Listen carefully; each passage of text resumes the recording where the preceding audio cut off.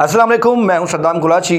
सिंध के वडेरे सिंध के लिए कितना बड़ा नासूर बन चुके हैं, आप इस वीडियो में जानकर हैरान रह जाएंगे। सिंध के लोग इन वडेरों, जागीरदारों और सरदारों से क्यों खौफजदा हैं और क्यों अपना मुंह नहीं खोलते, आज इस वीडियो में आप जानकर खुद ही फैसला सुना देंगे कि हाँ, सिंध के लोगों पर कितना प्रेशर है, कितना दबाव है, सिंध के लोगों पर कितने मजालिम ढाए जाते हैं। आसान अल्फाजों में बताता हूँ, शहीद बेनज़ीराबाद जो कि सदर आसिफ अली जरदारी का आबाई इलाका भी है।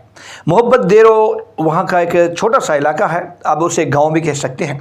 मोहब्बत देरो से ताल्लुक़ रखने वाली एक मासूम बच्ची, मैं मासूम कहूँगा उसे, मासूम बच्ची फ़ायज़ा चना, जिनकी उम्र 17-18 साल के करीब ही हो सकती है, इससे ज़्यादा नहीं हो सकती। एक माह पहले उनके साथ एक वाक़या पेश आता है। वो अपनी फुप्पो के यहाँ रिहाइश के लिए आती हैं और फुप्पो का बेटा मुबैना तौर पर उन्हें जिनसी जुल्म का निशाना बनाता है। इस मामले का एक मकामी वडेरे के ज़रिए जरगा भी होता है और जरगे में उन पर ये इल्ज़ाम साबित भी होता है। जरगा ये फैसला सुनाता है कि उस लड़के पर 4 लाख रुपए दंड सुनाया जाता है और फतवा में कहा जाता है कि लड़के की जो बहन है वो लड़की के घर वालों को संगचटी बोलते हैं हम सिंधी में, वो बतौर संगचटी दी जाएगी। अब ये पूरा का पूरा मामला पुलिस से छुपाया जाता है क्योंकि एक बहुत बड़ा गुनाह तो था और इसकी सज़ा भी कानून में दर्ज है।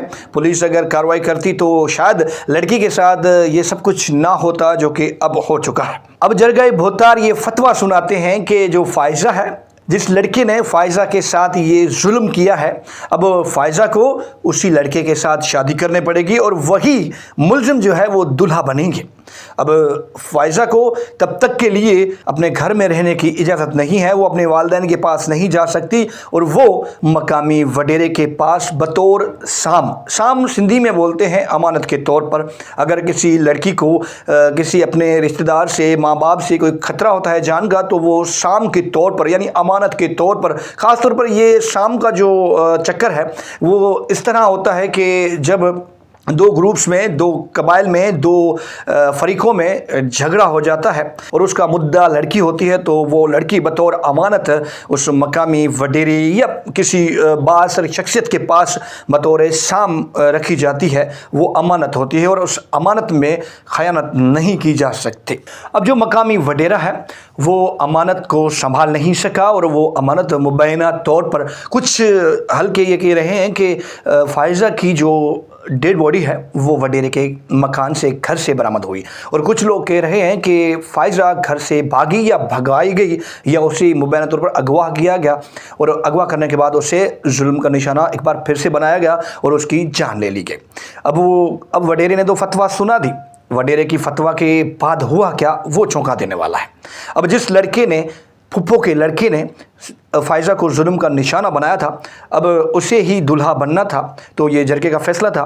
अब उसने अपनी जान छुड़वाने के लिए, एक सिंधी में कहावत है, वो कहते हैं हम लोग झूठा लड़की हम कैसे घर में रख सकते हैं। हमारे मुआशरे में मर्द को ज़्यादा फजीलत बख्शी जाती है और लड़की, चूँकि अगर देखें, अगर कोई बंदा घर में घुसकर लड़के के साथ इतना जुल्म करे और जरगा भोतार उसे गिरफ़्तार करवाने के बजाय उसे प्रोटोकॉल दे, उसे 4 लाख रुपए दंड दे के उसे कहे कि बस आप इससे शादी कर लें, तो हमारे ये समाजी तौर पर भी, अखलाकी तौर पर भी, कानूनी तौर पर भी बहुत बड़ा जुल्म है। ये कैसे हो सकता है कि जिस लड़की के साथ उस बंदे ने, जालिम ने अपना जुल्म किया हो, तो वो उसे कैसे ज़िंदगी में खुश रख सकता है? तो ये बहुत बड़ा सवाल है। लेकिन एसएसपी नौशर फ़िरोज़ रोहल खोसो साहब हैं, यंगस्टर हैं, ये बहुत अच्छा काम कर रहे हैं, उनकी तारीफ़ करना बनता भी है। अब एसएसपी रोहल खोसो ने इस मामले का नोटिस लिया और इन्वेस्टिगेशन टीम उन्होंने कायम कर दी।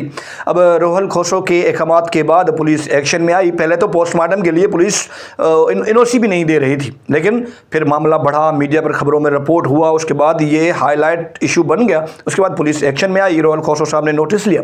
अब फ़ायज़ा के वालिद की मुद्दत में 2 मुल्ज़मान के ख़िलाफ़ मुकदमा दर्ज हुआ है और इतलात ये हैं कि 2 मुल्ज़मान गिरफ़्तार भी हो चुके हैं। अब सीएम सिंध ने भी इस मामले का नोटिस लिया, वज़ीर दाखिला सिंध ज़ियाउल हसन लंजार साहब ने इस मामले का नोटिस लिया। लेकिन मोरल ऑफ़ द स्टोरी ये है कि जो लोग कहते हैं ना कि सिंध के लोग बुज़दिल हैं, सिंध के लोग ये नहीं कर सकते, सिंध के लोग क्यों नहीं वडेरों से जान छुड़ा दें। अब देखें, अब रोहल खोसो के मुताबिक वो वडेरे को गिरफ्तार करने की तैयारियां कर रहे हैं और पुलिस तो ज़ाहिर है इतना बड़ा स्कैंडल हो गया है, गिरफ्तारियां करेगी और मुकदमात भी दर्ज होंगे।